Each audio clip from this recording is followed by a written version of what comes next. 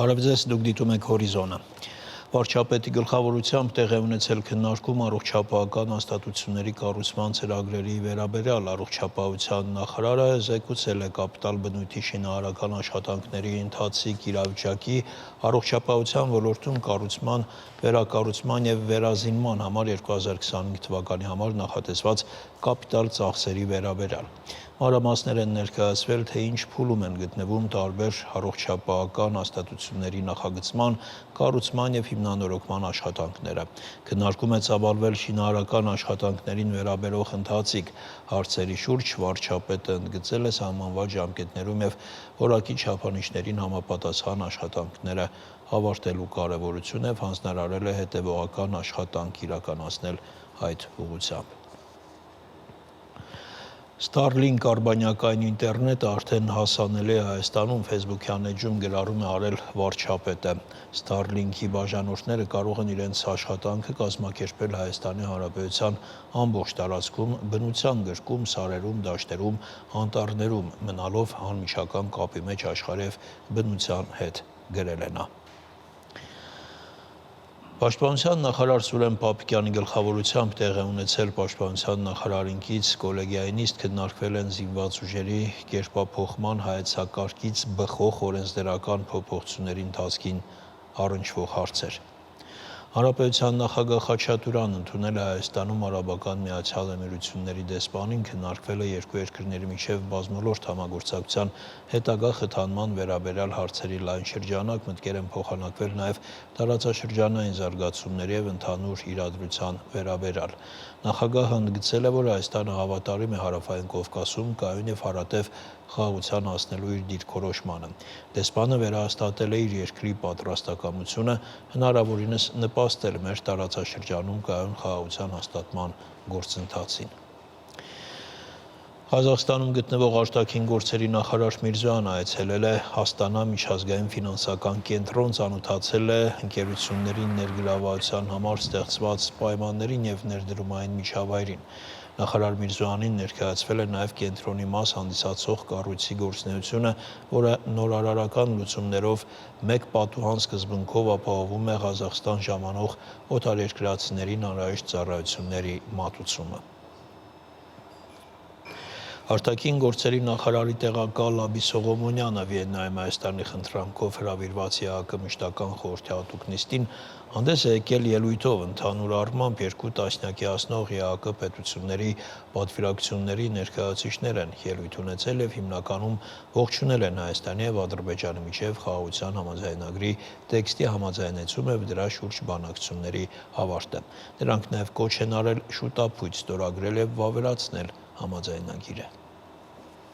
3 տարվա ինտենսիվ բանակցությունների արդյունքում 2025 թվականի մարտի 13-ին Հայաստանը համաձայնել է համաձայնագրի վերջին տարբերակին եւ այս որոշման մասին տեղեկացրել է ադրբեջանական կողմին։ Մարտի 20-ին Հայաստանի վարչապետն առաջարկել է Ադրբեջանի նախագահին համատեղ քննարկումներ սկսել խաղաղության համաձայնագրի համաձայնեցված նախագծի ստորագրման շուրջ։ Ի զարմանս մեզ Ադրբեջանի արձագանքը եւ դրան հաջորդած գործողությունները եւ հիասթափեցնող են եւ տագնապալի։ Իր միակողմանի հայտարարությամբ Ադրբեջանը ընդունելով խաղաղության համաձայնագրի տեքստի շուրջ բանակցությունների վերջնականացման փաստը միաժամանակ առաջ է քաշել արհեստական նախապայմաններ։ Որպես Հայաստանի կառուցողականության միակողմանի ապացույց Ադրբեջանը պահանջում է Մինսկի գործընթացի կառույցների դադարեցում, չնայած այն փաստին, որ բանակցությունների ընթացքում հայկական կողմը մի շարք առիթներով ի ցույց է դրել իր կառուցողական մոտեցումը։ Նրանք նաև պահանջում են Հայաստանում սահմանադրական փոփոխությունների իրականացում, պնդելով, որ Հայաստանի անկախության հռչակագիրը, որին հղում է արված մեր սահմանադրության նախաբանում, Ադրբեջանի դեմ տարածքային պահանջներ է ներառում։ Հայաստանի Հանրապետությունն արդեն իսկ բարձրագույն մակարդակներով արտահայտել է իր դիրքորոշումը։ Մենք պատրաստ ենք դիտարկել ԵԱՀԿ Մինսկի գործընթացի կառույցների դադարեցումը, սակայն անհրաժեշտ է երաշխավորել, որ այս քայլը համահունչ է հակամարտության փաստացի եւ իրավական ավարտին։ Մինսկի գործընթացի կառույցների հետագա գործունեության կարիք չի լինի այն պահից, երբ խաղաղության համաձայնագիրը ստորագրվի, պաշտոնական եւ ինստիտուցիոնալ կերպով արձանագրելով հակամարտության ավարտը։ Հակառակ դեպքում դա կնշանակի սայլը ձիուց առաջ դնել։ Եթե Ադրբեջանը ցանկանում է վերջ դնել այս կառույցի գոյությանը, ապա ամենատրամաբանական եւ լեգիտիմ կարճ ճանապարհը համաձայնագրի ստորագրումն է։ Ընդգծենք նաեւ, որ Հայաստանի Հանրապետության Սահմանադրական դատարանի որոշումն արձանագրում է, որ Հայաստանի Հանրապետության Սահմանադրությունը չի պարունակում որևէ դրույթ, որը կարող է ենթադրել տարածքային պահանջ որևէ երրորդ երկրի նկատմամբ։ Իրականում մտահոգություն է առաջացնում հենց Ադրբեջանի Սահմանադրությունը, քանի որ այն պարունակում է դրույթներ, որոնք ենթադրում են տարածքային հավակնություններ Հայաստանի նկատմամբ։ Բայց այդ դեպքում ինչու մենք չենք բարձրացնում Ադրբեջանի Սահմանադրությունը փոխելու անհրաժեշտության հարցը։ Խաղաղության համաձայնագրում ներառված է հոդված, ըստ որի կողմերը չեն կարող հաղում անել իրենց ներքին օրենսդրությանը համաձայնագրի չկատարումը արդարացնելու նպատակով։ Մեկ այլ հոդված սահմանում է, որ կողմերը ճանաչում են միմյանց տարածքային ամբողջականությունը, չունեն տարածքային պահանջներ միմյանց նկատմամբ եւ պարտավորվում են ապագայում եւս նման պահանջներ չներկայացնել։ Ավելին, թե Հայաստանը, թե Ադրբեջանը ճանաչում են միմյանց տարածքային ամբողջականությունը նախկին խորհրդային հանրապետությունների սահմանների շրջանակներում։ Հետևաբար խաղաղության համաձայնագիրը Հայաստանի եւ Ադրբեջանի կողմից ստորագրվելուց Սահմանադրությանը համապատասխանության վերաբերյալ Սահմանադրական դատարանների եզրակացությունը ստանալուց եւ վավերացվելուց հետո կունենա ցանկացած ներքին օրենքի նկատմամբ գերակա իրավաբանական ուժ։ Այս առումով ցանկացած այլ հարցի առաջ քաշումը որպես փաստաթղթի ստորագրման նախապայման նշանակում է նվազագույնը խաղաղության հաստատման ձգձգում։ Թույլ տվեք նաև անդրադառնալ Ադրբեջանի ապատեղեկատվական արշավին, ուղղված սահմանի երկայնքով հրադադարի ենթադրյալ խախտումներին։ Ադրբեջանի մեղադրանքները եզակի դեպքեր չեն, դրանք մաս են կազմում հստակ եւ ձևավորված մի գործելավոճի, ըստ որի Ադրբեջանն ակտիվացնում է զինադադարի ենթադրյալ խախտումների վերաբերյալ ապատեղեկատվության քարոզչությունը, օգտագործելով այն որպես արդարացում տարածաշրջանում հետագա լարվածության համար։ 2020 եւ 23 թվականներին հայկական կողմը բազմիցս ԵԱՀԿ մասնակից պետությունների ուշադրությանն է ներկայացրել նմանօրինակ մարտավարության դեպքեր։ Իմ կոչն է առավել ուշադիր լինել այս գործողությունների օրինաչափության նկատմամբ։ Կեղծ տեղեկությունների միտումնավոր տարածումը եւ հրադադարի խախտումների վերաբերյալ անհիմն մեղադրանքները պարզապես ճշմարտությունը խեղաթյուրելու փորձեր են։ Դրանք հնարավոր ռազմական էսկալացիայի մտահոգիչ նախանշաններ են։ Մենք պետք է զգոն լինենք այս մարտավարության նկատմամբ, կրկնապատկելով մեր ջանքերը ուղղված տարածաշրջանում խաղաղության եւ կայունության հաստատմանը։ Հայաստանի նկատմամբ վերջերս ահագնացող ռետորաբանությունն ու աճող սպառնալիքները եւս այդ նույն մտահոգիչ օրինաչափության շարունակությունն են, որոնք հիշեցնում են նախկին ռազմական էսկալացիաները։ Չնայած իշտակված մարտահրավերներին, թույլ տվեք վերահաստատել Հայաստանի անվերապահ նվիրվածությունը խաղաղության օրակարգին։ Մենք հաստատակամ ենք մեր հանձնառության մեջ հաստատելու տևական խաղաղություն Հարավային Կովկասում։ Ճիշտ ժամանակն է վերջ դնել արհեստական ձգձգումների եւ հապաղման քաղաքականությանը, զերծ մնալ անհիմն պատրվակներ ներկայացնելուց, որոնք միայն խոչընդոտում են խաղաղության համաձայնագրի ստորագրման գործընթացը։ Փոխադարձ մեղադրանքները եւ նորանոր նախապայմանների առաջադրման անվերջ մոլուցքը մեզ կարող են հասցնել բոլորին հայտնի ոչ մի տեղ, որը կարող է ապագա էսկալացիաների իրական վտանգ ներկայացնել։ Եզրափակելով թույլ տվեք կրկին ընդգծել, որ հայկական կողմը պատրաստ է ստորագրել խաղաղության համաձայնագիրը եւ առաջարկում է ադրբեջանական կողմին սկսել խորհրդակցություններ փաստաթղթի ստորագրման ժամկետների եւ վայրի շուրջ։ Մենք գնում ենք խաղաղության, ոչ թե պատերազմի։ Միացյալ Նահանգների 60 կոնգրեսական պետքարտուղար Մարկո Ռուբիոն կոչ է արել դադարեցնել ռազմական օգնությունը Ադրբեջանին։ Նրանք պահանջել են կիրառել ազատության աջակցության ակտի 907-րդ հոդվածը, պահանջելով անհապաղ դադարեցնել Միացյալ Նահանգների ռազմական օգնությունը Ադրբեջանին, նշելով Բաքվի կողմից Արցախի 120,000 բնիկ հայ-քրիստոնյա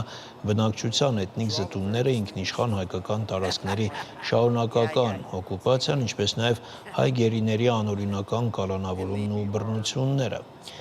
Նամակը ստորագրողները կոչ են արել պետքարտուղար Ռուբիոին ոչ թե կիրառել այն լիազորությունը, որի շնորհիվ Միացյալ Նահանգների վարչակազմերը շրջանցել են 907 հոդվածը, այլ պարտադրել օրենքի լիարժեք կիրառումը Ադրբեջանին պատասխանատվության ենթարկելու համար։ Ռուսաստանի նախագահ Պուտինը առաջարկել է քննարկել ՄԱԿ-ի եւ մի քանի երկրների հովանու ներքո Ուկրաինայում ժամանակավոր կառավարման համակարգ ձևավորելու հարցը, այնտեղ ընտրություններ անցկացնելու համար։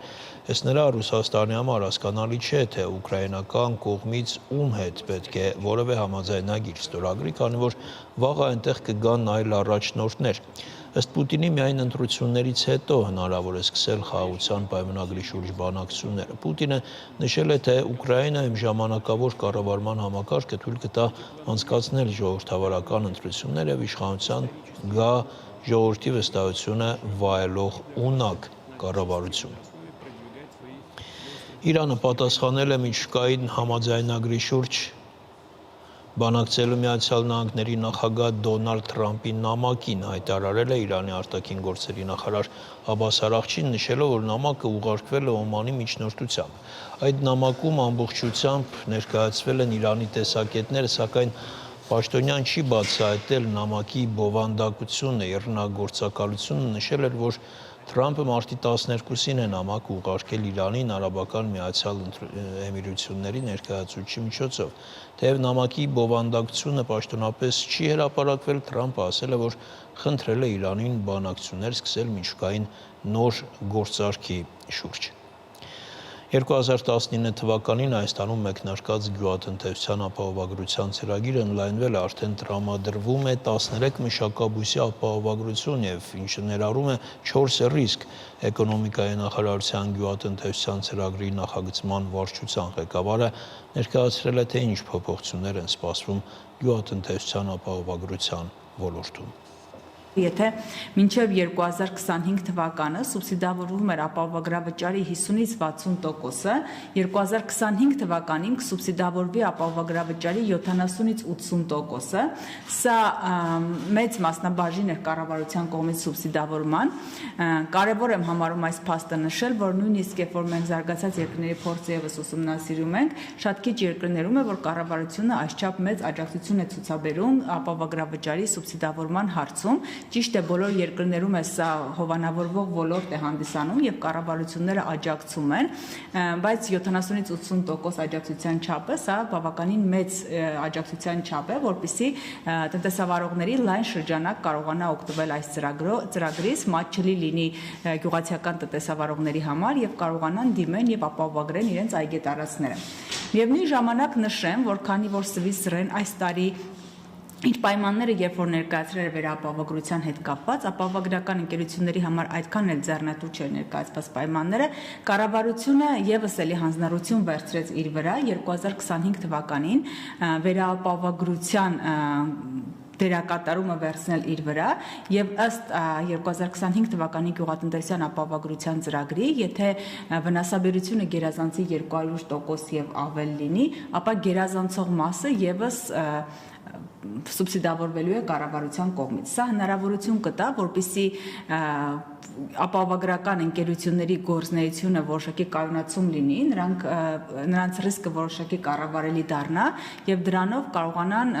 իրենց ռիսկերը կառավարեն եւ գյուղատնտեսության ոլորտում ապահովագրություն իրականացնեն։ Նշեմ, որ եթե 2024 թվականին Ծիրանը եւ Խաղողը չապահովագրվեց, պայմանավորված նրանով, որ ծրագիրը բավականին ուշ մեկնարկվեց, ապա այս տարի ապահովագրվելու է Ծիրանը եւ Խաղողը եւս ներառված են մեր ապահովագրական պրոդուկտների ցանկում, ապահովագրվելու է 13 մշակաբույս 4 ռիսկերից, ռիսկերն են կարկտահարություն, ցրտահարություն, երաշտ, հրտե։ Այսքանը մեր հաջորդ թողարկումը ժամը 18-ին է։